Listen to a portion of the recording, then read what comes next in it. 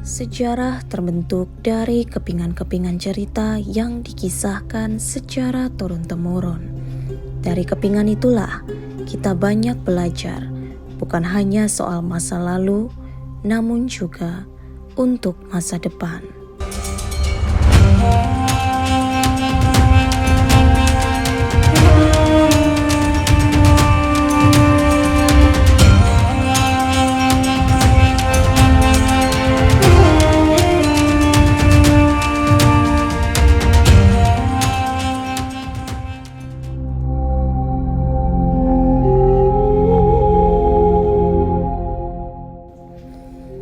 Pasir Mayang ialah salah satu desa di wilayah Kecamatan Kuaro, Kabupaten Pasir, Kalimantan Timur. Secara geografis, letak desa Pasir Mayang sendiri cukup strategis lantaran berada di pesisir pantai. Menjadi bukti adanya jejak para tokoh penyebar Islam di wilayah paling selatan Kalimantan Timur ini singgah di desa Pasir Mayang melalui jalur perdagangan. Nah, Tribuners, sekarang Ami lagi ada di Desa Pasir Mayang, di mana Desa Pasir Mayang ini berada di Kecamatan Kuaro, Kabupaten Pasir, Kalimantan Timur, dan letak geografisnya berada di pesisir pantai. Makanya Tribuners tidak heran bahwa masyarakat percaya bahwa penyebaran agama Muslim pertama kali dilakukan di Pasir Mayang. Namun apakah benar? Langsung aja kita cari tahu di Desa Pasir Mayang ini.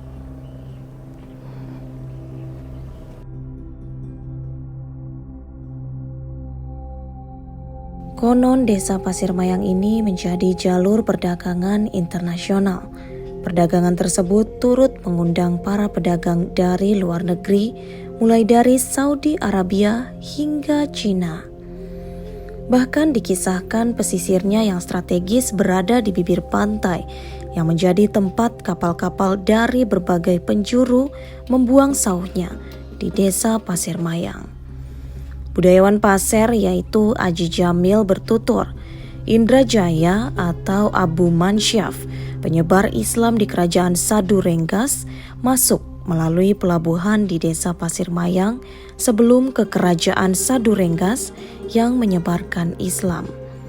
Salah satu peninggalan syiar Islam di desa Pasir Mayang yang saat ini masih terus dijaga adalah makam Datu Bejambe yang hingga kini masih terpelihara.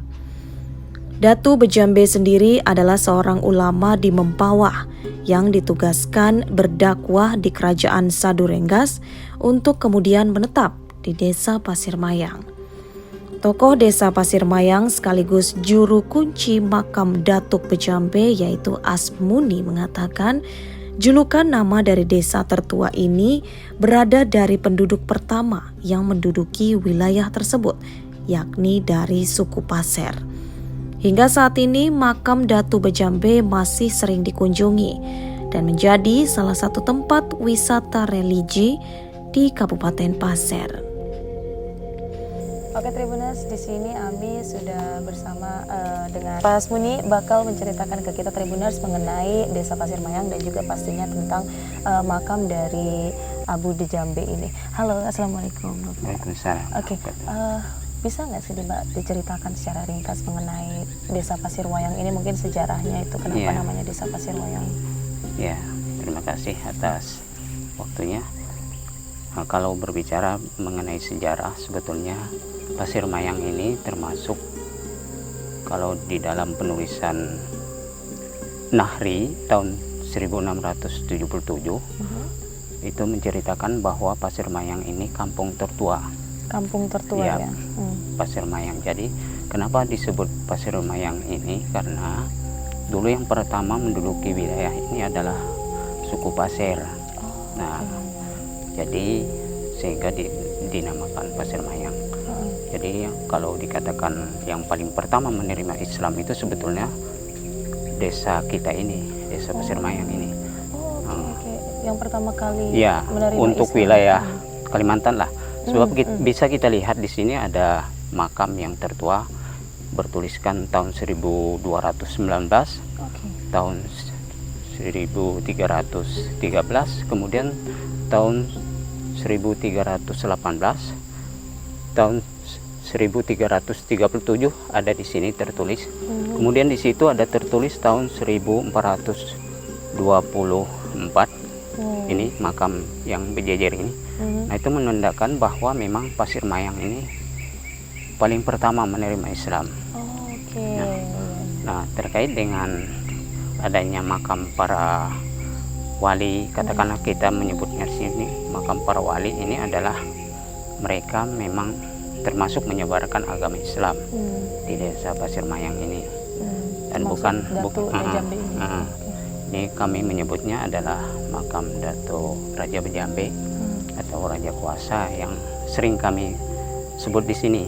Oh, Raja Kuasa. Raja Kuasa. Raja Kuasa. Okay. Ya, karena memang dia diberikan kemampuan di luar daripada kemampuan kita sebagai manusia biasa, kan begitu maksudnya. Nah, jadi Pasir Mayang ini adalah termasuk tadi dikatakan bahwa di sini adalah pelabuhan pertama, pelabuhan internasional, di mana dari luar negeri termasuk dari Cina juga pernah berdatangan ke sini. Terbukti bahwa ada ditemukan barang-barang antik yang memang bertuliskan tulisan Cina di barang itu. Antik itu berupa piring, kalau kami katakan di sini melawen. Itu bisa lebarnya bisa lebih dari 20 bahkan sampai 40 in, 40 cm maksudnya. Nah, banyak dulu ditemukan barang-barang antik, namun itu kita tidak tahu kemana barang-barang antik itu. Iya. Nah, Oke, gitu. jadi secara garis besar Desa Pasir Mayang ini adalah menurut kepercayaan adalah desa pertama di mana penyebaran agama Islam dilakukan di Kalimantan Timur. Dibuktikan juga dengan letak dari geografisnya juga ya, di pelabuhan ya juga pastinya tempat pertama kali masuk tokoh yang menyebarkan agama Muslim. Kalau Masnya sendiri mungkin Mas menceritakan tentang kalau dari penyebaran agama Muslim sendiri ini apakah memang dilakukan secara pendekatan budaya atau gimana? Iya, benar. Ya, betul. Oke, kalau dari Mas mungkin bisa menceritakan pada saat tokoh datang untuk menyebarkan agama Muslim di sini, apakah itu melakukan pendekatan secara pendekatan budaya atau gimana, Mas? Iya, baik Mbak. Jadi memang sepengetahuan kami anak-anak muda hari ini, masuknya Islam di sini memang dia lebih kepada pendekatan budaya, sehingga apa yang menjadi kearifan lokal itu sinergi dengan ajaran-ajaran Islam yang memang hari ini terus berkembang di sini. Masuknya Islam di sini dengan tidak menghilangkan kearifan, dengan tidak menghilangkan kebudayaan yang ada di sini, sehingga corak Islamnya itu lebih kental corak Nusantaranya. Nusantaranya seperti kebanyakan di Jawa juga kurang lebih seperti itu. Artinya masuknya Islam di sini dengan tidak menghilangkan budaya asli di sini juga, dan agar bisa diterima oleh masyarakat lokal juga pastinya pada saat penyebaran. Iya, benar. Oke, tadi kan kita sempat membicarakan tentang makam-makam tua nih yang ada di sini. Bisa dilihat juga di sini banyak banget makam-makam yang terlihat memang sangat bersejarah sekali ya Bapak ya. Itu mungkin bisa diceritakan ini makamnya dari zaman kapan dan sebetulnya bisa ya ini siapa aja gitu. Kalau untuk menentukan zaman kita belum bisa sebetulnya menceritakan, cuman kalau kita lihat dari makam yang ada ini kan ada yang bertuliskan Hajrat Nabi Shallallahu Alaihi Wasallam tahun 1219. Berarti memang sejak saat itu memang ada penandaan bahwa memang terdapat makam-makam yang tua. Nah, termasuk yang ada di sini ini, termasuk kita lihat di belakang itu kan sebetulnya kalau menurut tutur orang tua kami itu namanya Syekh Pangeran Syarif Sayyid Abdurrahman Al-Qadri. Ini memang berasal dari Kalimantan Barat. Kalau yang itu yang sana. Oh iya, di belakang itu. Iya. Berasal dari Kalimantan Barat. Iya, asalnya dari Kalimantan Barat. Nah, kalau yang ada ini memang orang yang ada pada zaman itu. Oh, oke. Dan makamnya masih ada sampai sekarang. Iya. Oh, oke. Dan kalau untuk makamnya sendiri letak pemakamannya memang di pedalaman seperti ini ya, atau Iya. mungkin kenapa bisa makamnya terpisah gitu dari tempat yang lain? Ya, karena memang dari sejak zaman kerajaan Mm. ini kan khusus pemakaman warga pasir yang kalau yang di sini. Oh ya. Jadi di sini sebetulnya ada 3 lokasi pemakaman untuk wilayah Pasirmayang. Ini yang pertama sekali di sini sejak zaman kerajaan sampai sekarang, khusus warga pasir yang dimakamkan di sini. Kemudian ada makam untuk warga khususnya wilayah pantai, di sana khusus ada pemakamannya. Oh, ada khusus pemakamannya. Itu terdiri dari beberapa suku di situ, dan khusus warga dari khususnya Banjar itu ada tersendiri di sana tempat pemakamannya. Jadi di sini khusus warga pasir dulunya. Dulunya khusus untuk warga sampai pasir. sekarang. Tapi sampai kalau sekarang. sejak tahun 2000 sudah bercampur, bisa dimakamkan dari warga lain. Iya, warga daerah lain. Sepanjang dia sudah ada hubungan keluarga di sini. Sama orang sini Iya. ya pastinya. Oke. Dan untuk Mas mungkin bisa diceritakan nggak dari sosok Abu Bajambe itu sendiri, mungkin bisa menurut Mas dia sosok yang seperti apa gitu? Oh, mungkin Bapak yang mau menjelaskan. Iya. Aman. Ya, kalau kita menyebutnya Raja Bajambe itu dia punya jenggot sepanjang Jambe itu jenggot. jenggot. Jenggot. Jambe Oh, itu jenggot. bahasa. Raja yang Raja yang berjenggot. Oh, berjenggot raja yang panjang. berjenggot. Oke. Itu Jambe bahasa pasir. Jambe. Dan kepercayaan dari warga sini adalah beliau yang menyebarkan agama Iya. Muslim di wilayah Pasirmayang ini ya. Iya. Bagaimana sih perawatan dari makamnya sendiri dan siapa saja yang sering berkunjung ke sini sebenarnya? Kalau untuk perawatan ini kami sebagai warga Pasirmayang gotong royong gitu. Tiap bulan menyemprot segala macam. Jadi sekarang sudah banyak yang berziarah ke sini, baik dari Kalimantan Selatan, Kalimantan Timur, dari mana-mana setelah mengetahui bahwa terdapat makam yang tertua di sini. Bahkan menurut apa yang diceritakan warga di Kalimantan Selatan, kami pernah berziarah ke sana, ke beberapa makam para wali di sana, termasuk Dato Sanggul, Dato Naraya, Dato Suban, Abdul Hamid Ambulung, kemudian Syekh Muhammad Arsyad Al-Badari, bahwa mereka mengatakan sebagian warga di sana bahwa yang tertua itu sebetulnya di wilayah Pasir. Makam yang tertua, katakanlah dari tingkat para walinya mungkin dia dituakan lah untuk wilayah Pasir ini, khususnya Pasirmayang lah. Benar-benar di Pasirmayang ini adalah wilayah yang tertua. Iya. Dan Mas tadi Ani juga sempat melihat ada makam juga di depan itu makamnya siapa ya? Yang mana? Yang di depan sana. Ratu Berdaya. Oh, yang sana itu Bukit Ratu Berdaya. Oke. Jadi itu sebetulnya itu adalah dalam atau keraton Putri Ratu Berdaya itu yang ditimbun menurut kisahnya kan. Oh, kisah sejarahnya seperti apa itu, mungkin bisa jelaskan secara ringkas? Dia kan putri yang berdarah putih. Jadi dia tidak bisa bersuami orang yang bukan berdarah putih. Tapi pada saat itu kan ada yang mencoba ya menjadikan istri dia, tapi ketahuan bahwa dia berdarah merah.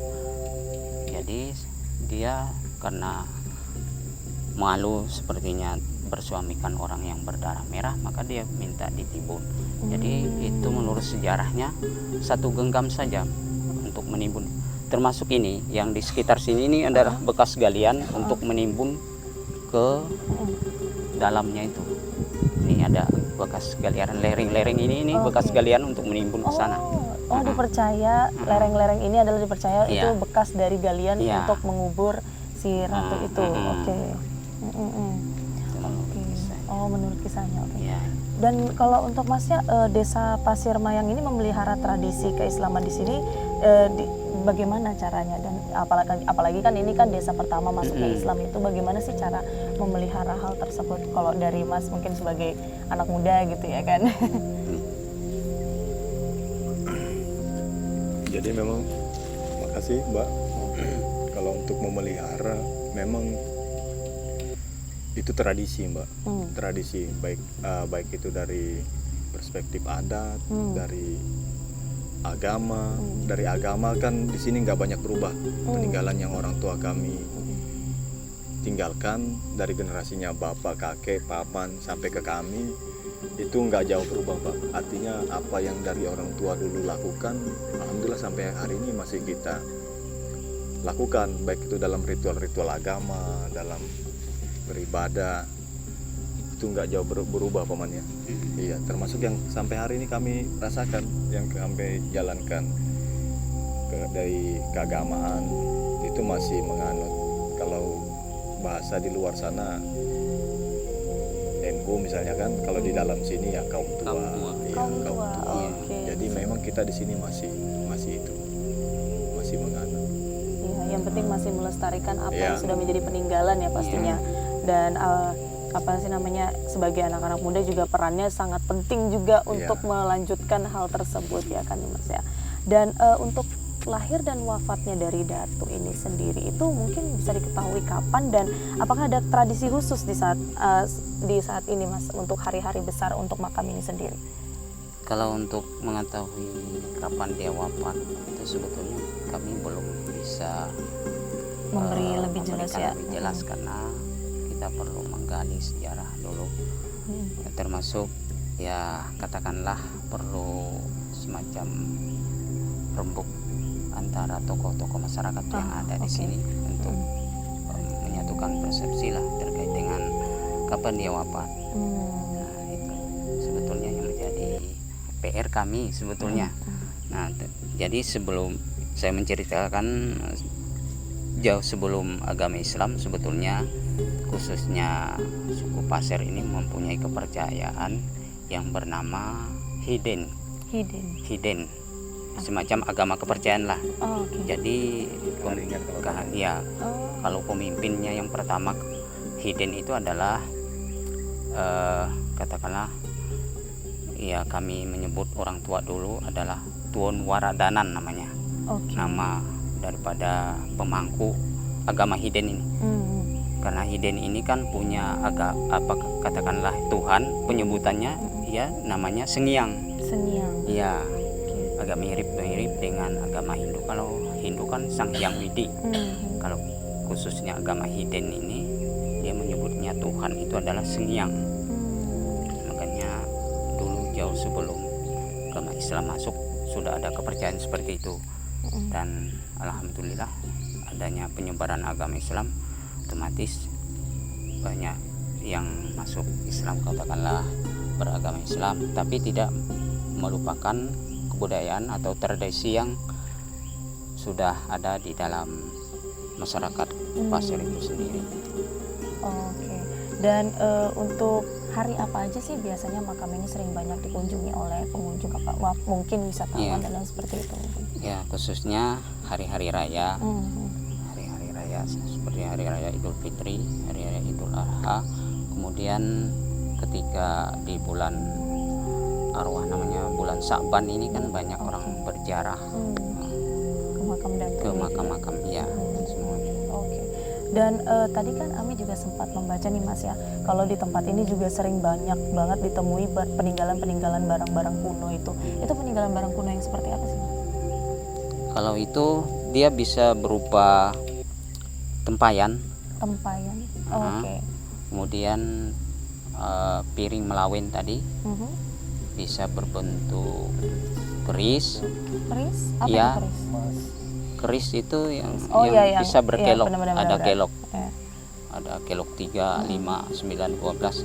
Kemudian emas, permata. Oh, sempat ditemukan emas dan permata juga di sini. Uang kuno. Oh, Cuman dia terpendam di dalam tanah. Gitu. Oh, uang kuno itu ya? Iya. Dan itu ketika ditemukan, apakah ditemukan oleh warga atau ditemukan oleh misalkan kayak semacam sejarawan atau dari mana, dan barang-barang itu sekarang posisinya ada di mana?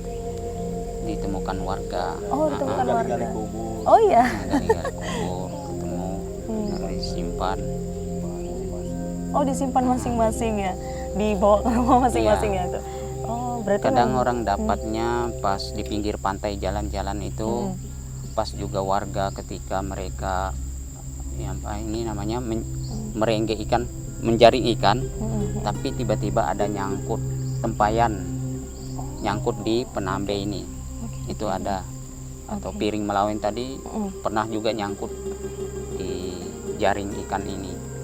Oh, Ya. berarti selain digali juga biasa ditemukan di laut juga ada ya? Di dalam laut sana. Oh, oke. Berarti banyak banget barang-barang peninggalan dari zaman-zaman dulu di tempat Zaman-zaman, Pasir Wayang ini iya, sebenarnya ya. Dan untuk keyakinan warga sendiri mengenai peninggalan barang kuno itu bagaimana? Kalau itu sebagian dipelihara, Oh, oke. ya, Sebagian dipelihara. dirawat ya. Dirawat sama warga-warga Iya. ya. Oh, oke. Ya, yang penting tetap untuk melestarikan Iya. budaya tersebut ya pastinya Iya. ya, Bapak ya. Oke, Bapak dan Mas, terima kasih banyak Iya, sudah iya. memberikan waktunya untuk menjelaskan mengenai pasir tempat ini ya, yang pastinya luar biasa, banyak banget hal-hal yang bisa kita gali di sini, khususnya untuk sejarah-sejarah dari penyebaran agama Islam di tempat ini ya. Dan juga Mas sebagai warga muda juga, pastinya anak muda juga memang berperan penting untuk menyebarkan dan juga melanjutkan apapun yang menjadi sejarah dari tempat ini ya Mas ya. Dan semoga peninggalan dan lain sebagainya itu bisa juga diapresiasi atau dihargai, dan juga cerita-cerita sejarahnya juga bisa disebarkan ke warga-warga lainnya, biar supaya orang-orang tahu kalau misalkan ini adalah tempat yang pertama kali Islam masuk ke Kalimantan ya pastinya. Oke, terima kasih Bapak, terima kasih Mas. Assalamualaikum warahmatullahi wabarakatuh.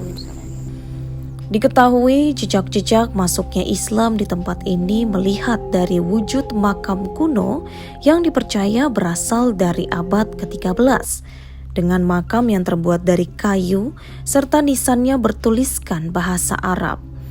Sementara itu, tokoh pemuda desa Pasir Mayang yaitu Sukran Amin yang menyebutkan persebaran agama Islam di wilayah tersebut dilakukan melalui pendekatan budaya yang hingga saat ini diterapkan dalam kehidupan sehari-hari masyarakat setempat. Penerapan tersebut agar tidak menghilangkan kearifan lokal serta sinergi dengan ajaran-ajaran Islam yang terus berkembang di desa Pasir Mayang. Hal itu lantas menjadi tugasnya sebagai tokoh pemuda untuk tetap melestarikan budaya dari peninggalan sejarah yang ada. Nah, Tribuners, tadi kita sudah jalan-jalan di desa Pasir Mayang, di mana desa ini memiliki sejarah yang cukup unik menurut Ami ya Tribuners ya. Di mana di desa ini juga ada sebuah makam seorang ratu yang dipercaya memiliki darah putih. Dan pada saat itu ia dikabarkan menikah dengan lelaki yang berdarah merah dan ia menanggung malu akan hal tersebut. Sehingga akhirnya ia pun dilempar dan juga dikubur dengan pasir, dan hingga saat ini pasir itu masih membumbung tinggi yang menjadi dari makam ratu tersebut. Tadi kita juga sudah sempat melihat di sana, yang menjadi hal yang unik serta menarik dan bahkan menjadi tempat wisata dari desa Pasir Mayang tersendiri ini, Tribuners.